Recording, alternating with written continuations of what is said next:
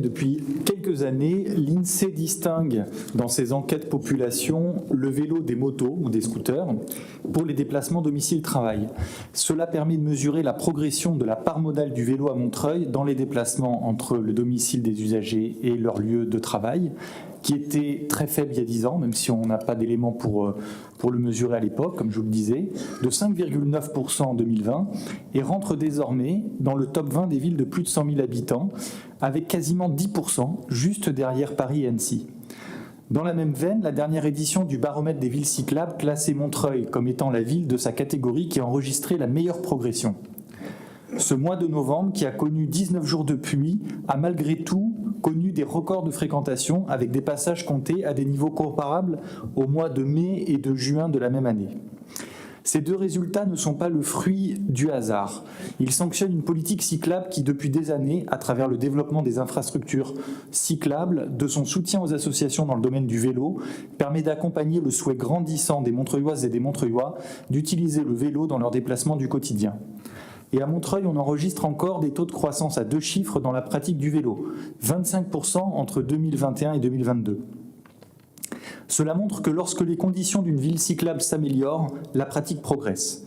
Ce fort taux de croissance montre que dans les prochaines années, une proportion encore plus large de la population aura adopté ce mode de déplacement pour tout ou partie de ses déplacements et qu'il est nécessaire par conséquent d'accompagner et d'anticiper, notamment en développant le vélo dans un parcours de mobilité qui intègre également les transports en commun. Montreuil va connaître dans les années qui viennent le développement significatif des modes de transport lourds avec l'arrivée dans 6 mois du métro 11, attendu depuis de nombreuses années, ou un peu plus tard du tram T1. Et le vélo, à travers l'installation de consignes sécurisées en gare et en station, est un allié pour un bon rabattement vers les transports en commun et permet de ce fait d'accélérer la décarbonation de nos déplacements. Car je voudrais rappeler ici que les mobilités pèsent pour 28% des émissions de gaz à effet de serre dans notre ville. Le développement du vélo agit aussi sur une maîtrise de la pollution générée par nos déplacements et c'est un très bon allié avec le développement des transports en commun pour atteindre l'objectif fixé par la stratégie nationale bas carbone. Le précédent plan vélo arrivant à échéance, il convenait de faire le bilan de ce qui avait bien marché et de ce qu'il fallait faire pour l'avenir, pour améliorer la cyclabilité de notre commune et permettre de développer encore la part modale d'un mode de déplacement efficace et vertueux selon bien des aspects. Et puis, ce n'est pas rien, ce document est nécessaire à l'obtention d'une subvention ou de subventions en investissement, en particulier de la région Île-de-France ou de la métropole du Grand Paris. S'agissant du précédent plan vélo, les aménagements cyclables, pistes et bandes cyclables, le total a augmenté de 5,5 km entre 2018 et 2020, le début de la pandémie Covid-19, et de 6,7 km entre 2020 et 2022. Au global, la ville a assuré une augmentation des aménagements de 12,3 km, soit un dépassement de l'engagement initial à 117%. Le nouveau plan vélo s'inscrit dans la continuité du précédent, mais propose également quelques nouveautés. L'objectif de renforcement d'un réseau structurant et continu, sécurisé et lisible, avec pour objectif prioritaire d'aboutir à un réseau complet à l'horizon 2030, en lien avec les aménagements qui sont conduits par le département de Seine-Saint-Denis. Dans ce cadre, nous poursuivons le partenariat avec le département, avec la pérennisation des aménagements transitoires sur les rues départementales. Nous pouvons citer par exemple la première pérennisation en cours en 2023 le long du boulevard Gabriel-Péri, mais également dans les années qui viennent, le boulevard Chanzy, l'avenue de la Résistance, les boulevards Aristide-Briand ou Paul Vaillant-Couturier ou encore Henri Barbus. Deuxièmement, augmenter l'offre de stationnement. Rappelons que le vol de vélo est un des principaux freins identifiés au développement de sa pratique. La qualité du stationnement et l'accès à un stationnement sécurisé est de ce point de vue essentiel. Le plan vélo prévoit donc une attention toute particulière sur la question du stationnement vélo. 200 arceaux sont prévus par an dans le cadre de ce plan vélo avec une attention particulière, et je regarde ma collègue Dominique Katia, pour le stationnement aux abords des écoles, bien entendu. Le doublement des capacités de vélo-box, vous savez, ces dispositifs de stationnement en proximité des habitations. On va, dans les 6 mois qui viennent, doubler l'offre avec 20 nouveaux vélo-box qui seront installés dans la ville de Montreuil. Le stationnement sécurisé capacitaire de plus de 100 places dans le parking cœur de ville dans les mois qui viennent avec l'arrivée du nouvel exploitant Indigo qui exploitera le parking cœur de ville. ou des consignes qui seront installées en proximité des nouvelles stations du métro 11 ou dans le cadre du réaménagement de la Croix de Chavaux. Le stationnement vélo également aux abords des stations du tramway pour faciliter, comme je le disais, le rabattement vers les modes de déplacement lourds. Et puis, je citerai également une évolution dans le PLU intercommunal des normes de stationnement vélo dans les constructions neuves ou dans les bureaux en lien avec la nouvelle réglementation nationale sur le sujet. Un autre pilier de ce plan vélo est de poursuivre les services aux cyclistes. On citerait volontiers Vélib et Véligo, mais également le soutien à l'activité des associations du territoire. Nous travaillons avec le syndicat Vélib à une augmentation du nombre de vélos, puisque nous atteignons aujourd'hui un niveau de saturation sur l'ensemble du réseau. Montreuil ne fait pas exception de ce point de vue. L'utilisation du Vélib connaît la progression du vélo également. Et puis, nous travaillons à une amélioration de la qualité de l'état des vélos qui sont en station et du réassort en particulier, bien entendu, des stations qui sont situées en haut des côtes et qui sont souvent moins bien traitées que les stations en bas. On le comprend aisément et nous travaillons beaucoup avec le syndicat pour améliorer cette situation. Le soutien également aux associations qui rendent un service très précieux dans notre ville. Alors je pense évidemment à Ocyclo, que beaucoup d'entre vous connaissent, avec qui nous avons une convention et qui propose un service d'autoréparation de vélos sur leur site de la mairie de Montreuil, mais aussi dans les quartiers à travers des ateliers décentralisés. Ou l'association Vivre et Vélo en Ville, qui est quand même la plus grande vélo-école d'Île-de-France et qui est située à Montreuil et que nous soutenons également. Le pilier, s'agissant de la promotion de la pratique du vélo, on continue à développer l'apprentissage du vélo auprès des jeunes publics et des actifs et des retraités.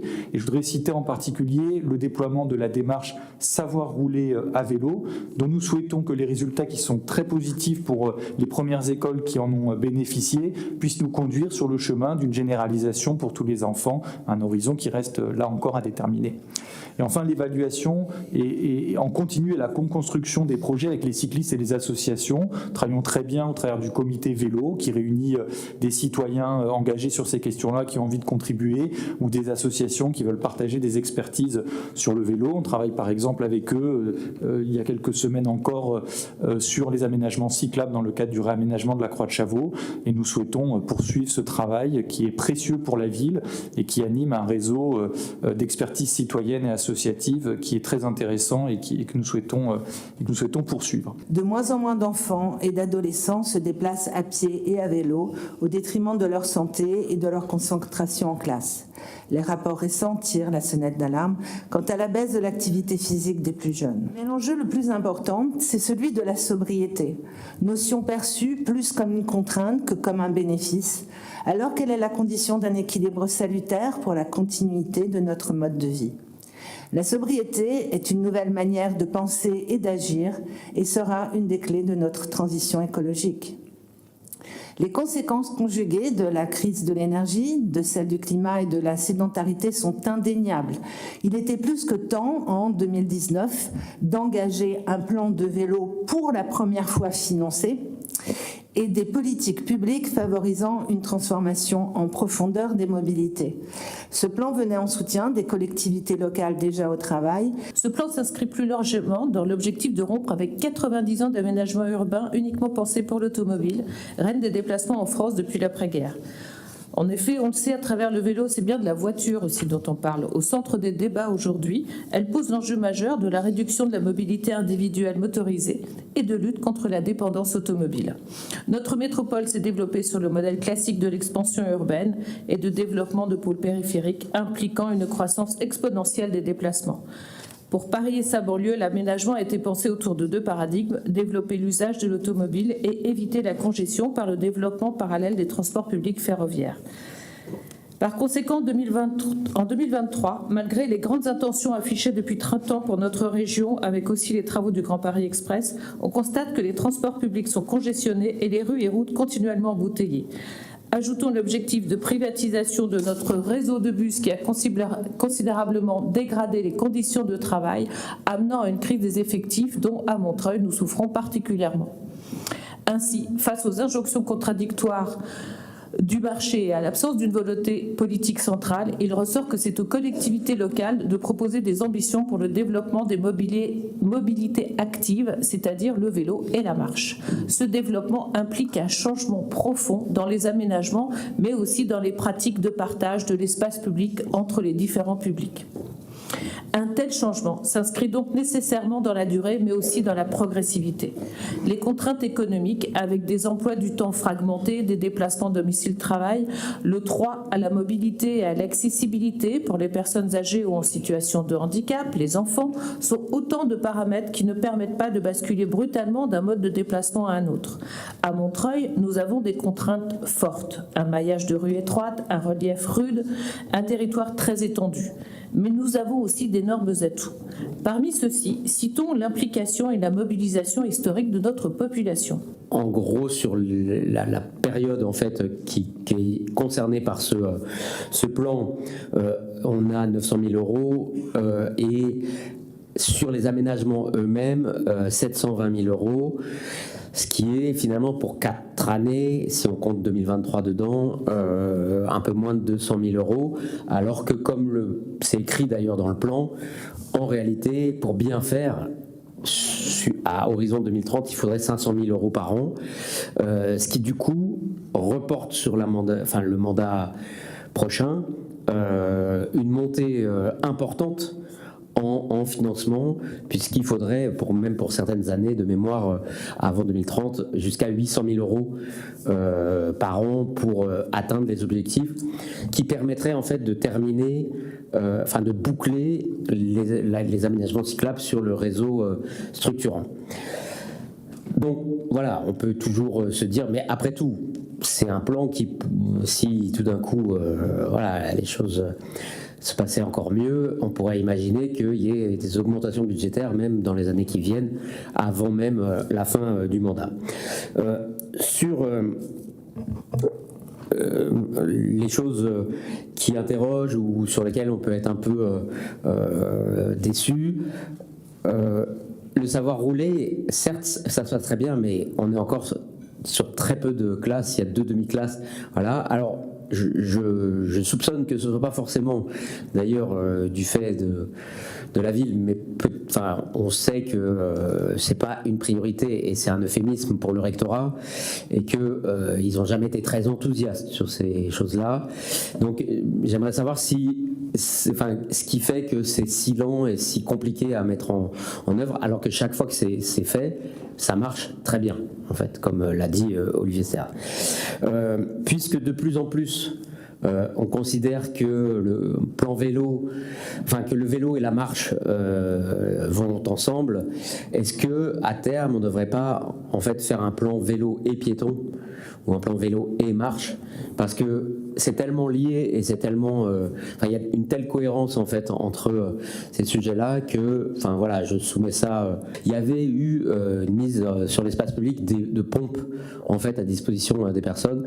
J'avais eu effectivement l'intuition que ça marchait pas forcément très bien, et donc, j'ai cru comprendre qu'il y avait autre chose qui était prévu à la place, et je pense que ça mérite d'être dit. C'est un peu dommage qu'il n'y ait pas d'objectif chiffré comme sur les aménagements cyclables proprement dit pour le reste, et notamment pour les arceaux, d'autant qu'apparemment c'est assez ambitieux. Donc si on pouvait donner un peu les chiffres qui sont prévus pour le stationnement vélo, ce serait bien. Et puis deux vrais regrets.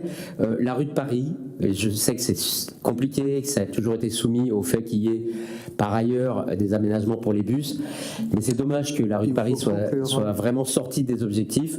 Et pour finir, j'avais présenté une délibération que j'avais retirée au bénéfice du fait que ça devait être étudié et préparé pour des aides à l'achat de vélos. Manifestement, ça a été abandonné, et je comprends assez mal, alors que beaucoup de collectivités font des aides à côté des aides qui sont déjà faites par la région, par exemple. Je parlais du comité vélo, je me suis quand même sentie un peu seule en tant que femme. Lors des réunions avec les assos et lors du comité vélo. Et il est vrai qu'aujourd'hui, les cyclistes sont trop majoritairement des hommes.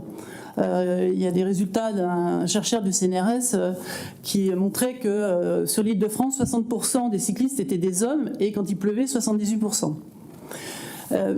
Donc, il y a encore un problème d'accessibilité ou en tous les cas d'une envie ou de se sentir capable, voilà, de prendre son vélo pour faire des déplacements au niveau du milieu urbain. Et Montreuil en fait partie, même si encore une fois il y a eu beaucoup d'améliorations, notamment avec des pistes cyclables en site propre, mais il y a encore malheureusement, même si ça va évoluer, il y a encore voilà, des coins qui sont anxiogènes, des carrefours, bon, à Croix-de-Chavaux, voilà, le carrefour Mitterrand, voilà, c'est vrai qu'on n'a pas encore tout compris de comment passer Vaillant-Couturier, enfin bref, de traverser ce carrefour, voilà. Donc ça, c'est aussi des freins. Et voilà, je pense qu'on a encore des progrès à faire, voilà, pour créer les conditions pour amener le public féminin vers, pour avoir le réflexe effectivement de prendre son vélo. C'est vrai que VVV fait un travail formidable en termes d'apprentissage et pour lever aussi des freins qui sont sociaux mais aussi qui sont beaucoup des freins culturels. D'abord sur le sexisme que tu évoques, moi je reçois de bien trop nombreux témoignages de femmes, pratiquement exclusivement, qui sont victimes de comportements sexistes très problématiques, d'hommes qui n'hésitent pas à s'arrêter pour insulter copieusement les femmes qui sont usagères des pistes cyclables. Et donc ça, je pense qu'il faut avoir conscience que c'est un comportement, un frein à la pratique du vélo, un comportement qui nous engage tous et sur lequel on doit se mobiliser pour faire régresser ce sexisme ordinaire qui est assez développé malheureusement. Sur le plan vélo, Pierre, tu évoquais effectivement les montants qui sont fléchés directement dans le plan vélo comme étant pris par les financements municipaux, mais c'est une partie, si je puis me permettre, simplement émergée de l'iceberg, puisque de nombreux investissements qui sont au titre du développement de la pratique du vélo sont pris en charge par d'autres programmes. Par exemple, la voirie départementale, on sait que de nombreux kilomètres d'aménagement sécurisé sont sur des axes départementaux et donc qui sont pas dans les 300 000 euros. Je citerai aussi des projets par exemple qui sont pris par le budget participatif. Il y a eu 2 budgets participatifs en 2023 qui ont fait progresser le nombre de kilomètres d'aménagement cyclable. Là encore, ils ne sont pas dans les 300 000 euros. On pourrait citer aussi le grand chemin qui est porté par Reste Ensemble, qui est maître d'ouvrage sur sa réalisation et qui augmente de manière significative la cyclabilité ou, pour employer un mot aussi abscon, la marchabilité du territoire, puisque tu évoquais la question de la marche. Et là encore, ce sont des investissements importants qui sont à mettre au crédit du développement de la cyclabilité. On pourrait évoquer aussi les aménagements d'espaces publics, avec notamment ce qui sera mis en œuvre pour le réaménagement de la Croix-de-Chavaux, et puis aux abords des stations, avec l'avenue du Colonel Fabien, là dans le cadre des aménagements d'espaces publics liés aux aménagements aux abords du métro 11, ou encore on pourrait citer les investissements qui sont portés par le délégataire du stationnement lorsqu'on aménage le parking ou lorsqu'on développe les vélobox. Donc je pense qu'il faut, voilà, pour avoir une vraie lecture des investissements, il est important d'avoir à l'esprit que la partie proprement du budget municipal est une partie importante, mais une partie seulement des investissements en matière de vélo. Sur le savoir rouler à vélo, je dirais une chose, c'est que nous on est très engagés, très convaincus sur l'importance du développement. On travaille sur sa structuration avec l'idée que lorsqu'on est bien structuré sur les écoles, donc savoir où sont les sites dans lesquels on pratique du vélo, combien d'écoles, enfin voilà, quels sont les cours de récréation et ça concerne combien d'écoles. Donc voilà, on est en train de se structurer, mais les premiers retours sont très positifs. On a quand même 30% des enfants qui ont été bénéficiaires du dispositif qui ne savaient pas du tout faire du vélo et qui sont allés jusqu'au terme du dispositif, c'est-à-dire savoir rouler en conditions réelles. Donc nous, on est très convaincus. Maintenant, effectivement, il y a aussi des questions de financement qui ne sont pas à la hauteur de la part de l'État. En tout cas, nous, on prend notre part du travail et on travaille à voilà, un dispositif qui sera en capacité de monter à l'échelle sur cette question-là. Voilà. Et puis pour les pompes, pour terminer sur les pompes, effectivement, tout n'est pas réussi. Les pompes à vélo, c'était une très bonne idée. Malheureusement, elles sont trop souvent dégradées. On a du mal à obtenir du matériel de remplacement. Et donc, il faut aussi parfois s'apercevoir quand un dispositif n'est pas bien calibré. Et donc, on travaille notamment en convention avec Ocyclo pour que dans des lieux qui soient déjà bien identifiés par la population, consignes sécurisées, magasins de vélo, on puisse avoir des pompes en bon état de fonctionnement qui soient connues des Montreuillois et dont ils sachent, lorsqu'ils ont des besoins en termes de gonflage, qu'ils puissent trouver dans ces sites, dans ces espaces, des lieux où ils trouveront des pompes en bon état de fonctionnement. Je mets aux voix qui est contre, qui s'abstient, unanimité, je vous remercie. Donc j'interromps la séance pour passer la parole à l'UCL FCPE et les représentants de parents d'élèves sur la délibération numéro 6.